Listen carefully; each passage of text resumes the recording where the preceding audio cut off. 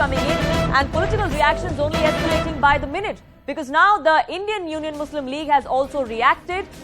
They have come out and welcomed the ban if it's reasonable. But they too coming out and making the RSS analogy, going on to say that we have to fight the RSS too in a secular way, and a ban really may not be the way forward. That's the reaction coming in, the latest one at that. The politics, remember, over this is only escalating. We've seen several within the Samajwadi Party, the National Conference, and even a Congress MP who came out and said that the ban is not going to be solving problems. It's not the remedy. A sentiment that has been echoed by an MLA of the Indian Union Muslim League as well. Now, Kerala is a state where the PFI really has its hotbed. We've seen the kind of raids, the kind of arrests that have taken place from the state of Kerala. The left government there has often been accused by the BJP of going soft or sympathizing with the Popular Front of India, ensuring that it flourished in the state. An MP from Kerala now, an MLA from Kerala now, I beg your pardon, coming out and saying that if the ban is reasonable, it's fine, but going on to cast doubts of whether or not the ban is actually reasonable, even going on to rake up the fact that it was Simi earlier that was banned, but it took many more forms. The PFI also emerged later as a new avatar, so ban really is not going to be the be-all, end-all of it all.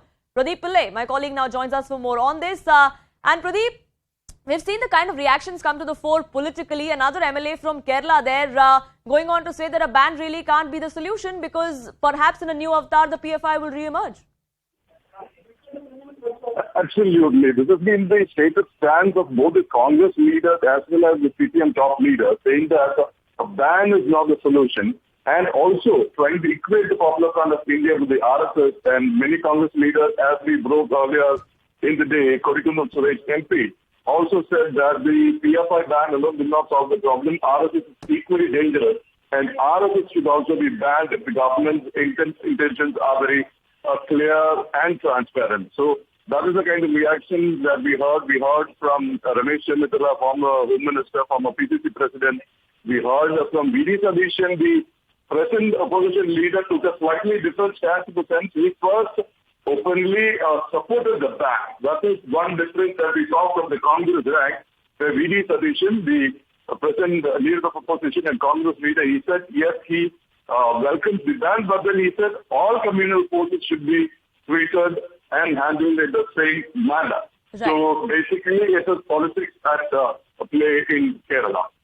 Right, Pradeep Pillai, thank you so much for getting us the very latest as far as the political fight that's brewing down there in Kerala is concerned over the ban on the Popular Front of India. My colleagues Purnima and Pranchu continue to be with us on this broadcast, and we here on CNN News 18 are getting you the scale of this entire crackdown, the scale of what this ban really means for the Popular Front and its affiliates across the country. Remember, this decision came to the fore from the Home Ministry early this morning. And Purnima, coming to you first, we've seen how right after the crackdown, there was some kind of resistance, there's some kind of pushback that was seen from PFI and SDPI cadres on ground. We saw protests that broke out in the state of Tamil Nadu. Now that the ban has been imposed on them, are we seeing similar kind of scenes there today as well?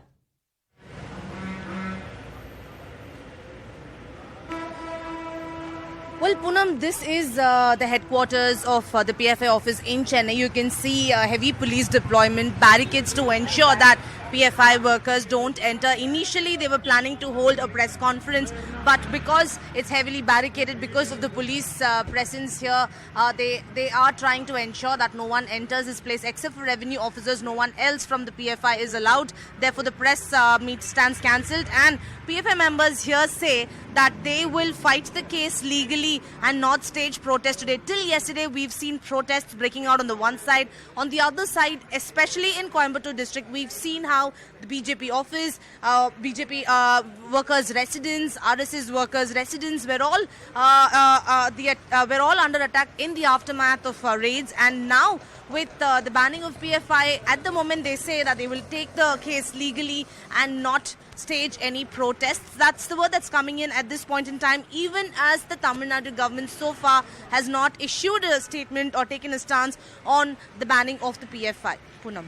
Right, do stay on with me because as far as the MHA ban is concerned on the Popular Front of India, the notification makes it clear that there were 3 states that recommended this particular ban, that recommended this sort of crackdown and action on this organization. And Pranshu, Uttar Pradesh was one of those 3 states. We've seen the kind of reactions come to the fore from several of the politicians, several of government functionaries there in Uttar Pradesh welcoming this particular ban. And the link between the PFI, its affiliates, and with Uttar Pradesh and several cases there is pretty undeniable as per agencies. CFI সমস্ত office seal কৰাৰ কাম ইতিমধ্যে আৰম্ভ হৈ গৈছে আৰু তেওঁলোকৰ active cadre সকলক arrest কৰিবৰ কাৰণে মই ইতিমধ্যে নিৰ্দেশ দিছোঁ কা আন্দোলনৰ সময়ত আৰু গৰুখুটি এই দুইটা ঘটনাৰ সময়তে PFI আৰু CFI ৰ কলংকিত হস্তক্ষেপ আমি অসমত দেখা পাইছিলোঁ ৰাজনৈতিক দলসমূহে স্যাৰ এই বিষয়ত বিশেষ কোৱা যে এই বিশেষ এওডিতে অসমত প্ৰখন কৰি অহা দেখিবলৈ পোৱা গৈছে মই আজিৰ দিনটোত এইটোৱে ক'ম যে ভাৰত চৰকাৰে PFI আৰু CFI SDFI বা গোটেইখিনি তেওঁলোকৰ এছ'চিয়েট সংগঠনক বেন কৰাৰ যি সিদ্ধান্ত লৈছে এইটো সময়োচিত সিদ্ধান্ত সাহসী সিদ্ধান্ত ভাৰত চৰকাৰ ইয়াৰ বাবে অভিনন্দনৰ পাত্ৰ